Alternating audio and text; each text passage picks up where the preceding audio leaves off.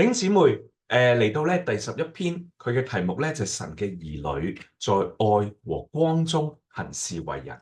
咁呢篇主要咧就係出自呢個以弗所書嘅第5章。哦，咁我哋沿住綱目一齊嚟睇下。咁喺呢個綱目裏面咧，頭兩個大點佢咧就連於神聖啟示嘅高峰啊。第一大點就講佢話神嘅喜悅乃係咧與人成為一，並使人咧在生命同埋性情上面唔響咧神格上與神咧一模一樣。咁以弗所書1章5節9節都提到咧神係一位咧有喜悅嘅神。神嘅喜悅就係要得着咧人能夠咧有佢嘅生命性情與佢咧嚟到成為一。好啦，到第二大點下，講到我哋呢一班咧神嘅兒女，乃係咧神人，係由神而生，有神嘅生命同埋性情，係屬於咧神嘅種類。咁我哋咧會熟悉我哋咧呢一班信主嘅人係神嘅兒女。咁我哋要喺呢度認識咧神嘅兒女，其實就係一班咧神人，而且咧係有神嘅生命性情，而我哋咧唔係屬於咧別嘅種類嘅，我哋屬於咧神類嘅。好啦，咁喺呢度一共咧有7個終點。咁頭一個終點就講到佢嘅神咧係我哋真實真正嘅父。我們咧是他真實真正嘅兒女。咁所以喺呢度咧，我哋要認識呢個真係真嘅。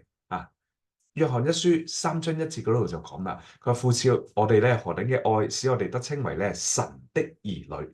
我們也真是神的兒女。真是神的兒女。咁以弗所書5章1節，要效法神，好像咧蒙愛嘅兒女一樣。好，第二終點，宇宙中最大嘅奇蹟就係人類竟然能夠咧從神而生。我哋本來係人類，有人嘅生命，但係竟然我哋能夠咧得着神嘅生命，從神而生，成為咧神的兒女啊！咁約翰一書3章1節頭先所講嘅，我們真是神嘅兒女。到3章9節就話啦，凡從神生的就不犯罪。咁4章7節，凡愛弟兄的都是咧從神生的。5章1節，凡信耶穌是基督的都是從神生的。4節，凡從神生之物。5章18節，我們曉得凡從神生的。所以喺呢度咧，約翰一再嘅強調從神生的凡咧係從神生的。1章12節，賜我哋權柄成為咧神的兒女。咁呢班神嘅兒女咧，13節就講啦，唔係從血生的，唔係從肉體意思生的，乃係咧從神生的。所以呢一個咧係宇宙中最大嘅奇蹟，就係咧人類竟然能夠咧從神而生。好啦，當我哋從神而生之後咧，我哋就得着第三終點所講，我哋咧就得着呢個神聖嘅生命。就係永遠嘅生命，作為咧嗰個神聖嘅種子種到咧我哋嘅裏面。咁約翰一書1章2節喺度咧，使徒們話要傳與你們與我們那永遠嘅生命傳與你們。咁呢個永遠嘅生命就係指住咧主耶穌嘅自己。到3章9節，凡從神生的就不犯罪，因為咧神嘅種子住在他裏面。所以我哋呢一個嘅出生就叫我哋咧得着神聖嘅生命。得着咧神聖嘅種子。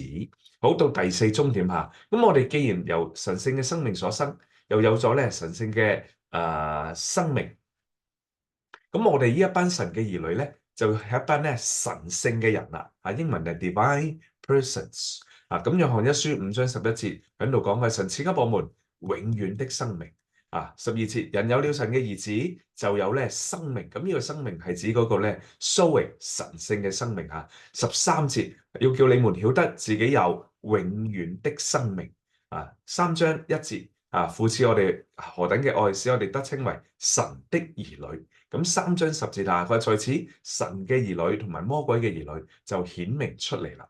好，到第五終點，我哋呢一班咧由神生嘅人，唔單止有佢神聖嘅生命，還有佢咩咧？神聖嘅性情。咁呢個就係彼得後書1章4節一個咧好獨特嘅發表，就係講到我哋咧藉着這些應許得有份於咧神嘅性情。所以1至5終點就講到第一，我哋咧神係我哋真實真正嘅父親。我哋咧真係神嘅兒女。咁呢一個神嘅兒女咧，係從神生嘅，我哋咧得着佢神聖嘅生命，接受咗咧神聖嘅種子，我哋就成為咧神聖嘅人。咁還有咧，我哋有佢神聖嘅性情啊。好啦，基於以上嘅5點，就有咧第6同埋第7終點。咁第6終點就講過，因為我哋神嘅兒女，有神嘅生命同埋性情，我哋就能夠咧效法神。正如以弗所書5章1節下，你們要效法神，好像咧蒙愛嘅兒女一樣。還有第7終點，既然我哋父嘅兒女有父嘅生命同埋性情，我哋咧就能夠完全，好似咧父完全一樣。正如馬太福音5章48節下，你們要完全，像你們天父咧完全一樣。所以弟兄姊妹請咧注意到基於以上5點，係因為我哋咧從神而生，有神嘅生命，有神嘅性情，所以我哋嗰個效法神，唔係咧講我哋憑住天然屬人嘅生命嚟到效法神，亦都唔係咧我哋嗰個天然屬人嘅生命能夠完全。呢度所講效法神，乃係咧因着我哋有神嘅生命，有神嘅性情而咧效法神。所以呢個咧唔係憑行為，係咧在生命裏面長出嚟至終呢個生命長到嘅地步，我哋能夠像我哋天父一樣咧，完全一樣啊！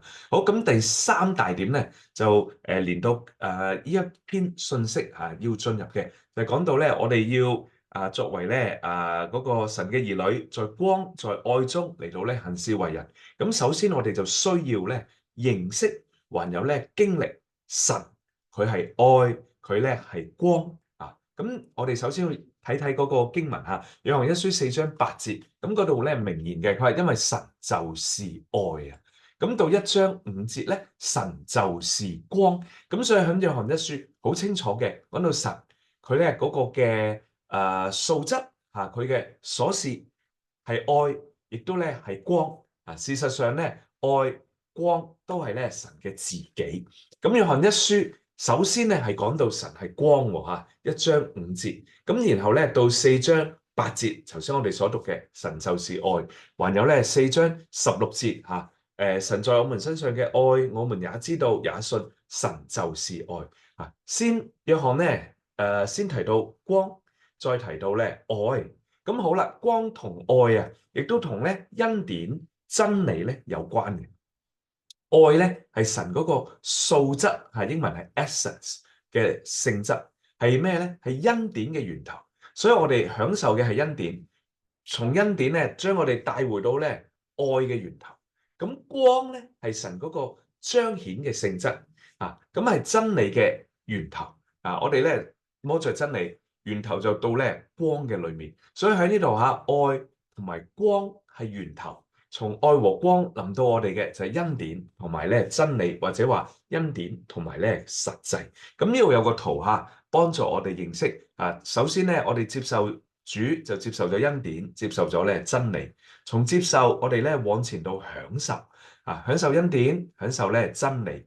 咁呢個咧就將我哋被帶回到恩典同埋真理嘅源頭，就係呢位咧是愛是光嘅神。咁我哋就要停留喺呢一位咧是愛是光嘅神嗰個交通嘅裏面藉此我哋就成為咧愛同埋光嘅兒女。咁然後我哋就在愛同埋光中行事為人第4終點就講啦，神聖嘅愛咧向我哋顯明，就成為咗咧恩典。神聖嘅光咧照喺我哋身上，就成為咗咧嗰個真理。呢度有一段即時嘅話。佢話以弗所書5章1到21節，喺嗰度陳明基督咧實際又細緻嘅方面，就係光同着愛為信徒咧行事為人。喺新約裏面光同愛係一 pair 係一對，正如咧實際同恩典又係一 pair 係一對。咁光咧係呢個實際reality 嘅源頭，愛咧就係恩典嘅源頭，所以光同愛形成一對，就作咧實際同埋恩典嘅源頭。實際同恩典形成一對，就作咧光同埋愛嘅流出所以簡單講，光同愛係嗰個源頭，實際同恩典就係嗰個嘅流出光照耀出嚟就係真理，愛咧彰顯出嚟就係咧恩典。咁如果你讀約翰福音佢就啟示當咧耶穌嚟嘅時候，恩典同埋實際就與他咧同來。恩典嚟自神聖嘅愛，而實際咧嚟自咧神聖嘅光。好啦，去到約翰第一封書信，約翰一書，佢就繼續啟示，當我哋接受基督，與佢咧有交通，憑住恩典同埋實際嚟到活着嘅時候，佢咧就將我哋帶進同神同父嗰一個嘅交通當中。咁喺父同在裏面，我哋就咧摸着佢嘅愛，咁呢個就係咧恩典嘅源頭。我哋亦都摸着咧神係神嘅光，咁呢個咧就係真理嘅源頭。好啦，我哋嚟到第四大點，亦都係咧呢篇題目所在嘅，就係講到咧我哋一班神嘅兒女，我哋應當喺咩範圍裏面行事為人咧？在愛裏，還有咧在光中。咁睇以弗所書5章2節下，咁嗰度明言就話，也要在愛裏行事為人正如基督愛我們，為我們捨了自己。好啦，以弗所書5章8節，你們從前是黑暗，但如今在主裏乃是光，行事為人就要像光嘅兒女。咁所以呢兩節聖經喺以弗所書5章就講到咧，神嘅兒女應該咧在光中，在愛裏行事為人。咁第一終點就講到咧恩典同埋咧實際點樣係以弗所書4章17到32節下講到信徒嗰個咧生活嘅基本原則嘅時候愛同光照樣係5章保羅咧勸勉嘅嗰個基本元素。所以咧4章後半我哋喺嗰度咧享受恩典，喺嗰度咧進入實際。從呢一個就將我哋帶到第5章。第5章咧恩典嘅源頭係愛，實際嘅源頭就係光好，喺以弗所書4章17到32節，我哋睇見咧基督係實際同埋咧恩典，呢一個咧係為着咧新人嘅生活嘅。咁而5章1到21節，我哋就睇見咧基督係光，又同着愛，為着咧信徒嘅行事同埋咧為人。好，咁首先我哋睇第一小點，恩典係愛嘅發表，愛咧係恩典嘅源頭。咁真理咧係光嘅啟示，光咧係真理嘅根源正如頭先我哋已經咧講過嘅。好啦，咁愛係神嗰個內在嘅一個本質，而光咧係一個外顯嘅元素咁神內在嘅呢個本質，佢個愛咧係我哋可以感覺到嘅、感受到嘅。咁而神外顯嗰個光咧係我哋可以咧看見嘅。咁我哋呢班神嘅兒女日常行事為人咧，都應該由神呢個愛嘅本質，同埋咧光嘅元素，或者話咧照耀嘅元素，呢兩者咧嚟到構成。咁呢一個就係我哋行事為人嗰個內在嘅源頭我哋源於呢個愛，源於呢一個嘅光嚟到咧行事嚟到為人。咁所以喺愛同埋光裏面行事為人咧，比照住真理或者話憑住咧恩典行事為人咧就更深，亦都咧更加嘅由細所以第一終點咧就讓我哋認識到愛同光嗰個嘅關係，還有咧恩典同埋實際。咁嚟到第二終點咧就講到咧要在愛裏行事為人咁以弗所書5章2節要在愛裏行事為人，呢個愛咧原文係阿加皮，就係咧神聖嗰個愛神嘅愛。好啦，咁在愛裏行事為人咧係咩意思咧？其實就指咧我哋與神喺一個親密嘅關係當中嚟到咧行事為人正如約翰一書3章1節父賜俾我哋何等嘅愛，叫我哋能夠稱為咧神嘅兒女。我哋亦都真是咧神的兒女咁喺父面前，我哋唔單止咧享受恩典，就是咧呢個愛嘅發表，我哋享受咧愛嘅本身享受神作為呢個愛。咁喺日常嘅行事為人當中咧，咁我哋就要學習顧到咧父嘅感覺，係因為咧我哋親密嘅活喺佢咧嗰個溫柔嘅愛裏面所以講到咧我哋在愛裏行事為人，意思就係話咧我哋乃係活在與神親密嘅關係中，顧到咧父嘅感覺活在佢溫柔嘅愛裏。好啦，咁如果我哋從整卷以弗所書嚟睇下，個以弗所書嘅目標，乃係要將我哋帶進咧神嘅愛呢個阿加皮，就係佢嗰個內在嘅本質使我哋能夠在甜美嘅神聖嘅愛裏面咧享受佢嘅同在。咁個結果就係咧，我哋能夠好似基督一樣嚟到咧愛別人。以弗所書5章25節講到作丈夫的要愛你們的妻子，正如基督愛教會丈夫對妻子嘅愛就正如或者話等於基督對召會嘅愛。好，咁我哋咧從以弗所書1章睇起下 A 小點，講到呢個愛嘅時候，嗰、個經文係啊，就講到咧我哋父在創立世界以前，在基督耶穌裏揀選我哋，使我哋咧能夠在愛裏喺佢嘅面前成為咧聖別，沒有瑕疵。所以呢度在愛裏啊，就係指在愛嘅情形、愛嘅氣氛當中，我哋咧就被神咧浸透，喺佢面前咧成為聖別，沒有咧瑕疵。咁 B 小點佢話咧使基督藉着信3章17節安家喺我哋心裏，叫我哋能夠咧在愛裏生根立基。咁我哋在呢個愛當中咧，為着長大而生根，為着建造咧而立基。乃係我哋咧實際認識並經歷之神聖嘅愛感謝主我哋生根立基係在一個範圍，呢個範圍咧叫做愛裏嘅範圍。接住咧19節並認識基督那超越知識嘅愛，使你們咧被充滿，成為神一切嘅豐滿。咁基督嘅愛其實就係基督自己，係不可掠奪，超越知識，使我哋能夠藉着咧經歷嚟到咧認識呢一個嘅愛。D 小點，以弗所書4章15節，我哋喺邊一度嚟持守真實咧？乃係咧在愛裏嚟到咧持守咧真實。我哋乃係在基督裏面，神嘅愛裏持守住真實，就係咧持守基督同咧佢嘅身體。好啦，下一個以弗所書4章16節，講到呢個身體有供應嘅節，有咧嗰個聯絡嘅根為着咩咧？為着使身體咧漸漸長大，以致在愛裏將佢自己建造起來。基督身體建造嘅範圍在愛裏。基督嘅身體在愛裏將自己咧建造起來，為着建造基督嘅身體，我們無論是什麼作什麼，愛乃係咧極超越嘅路。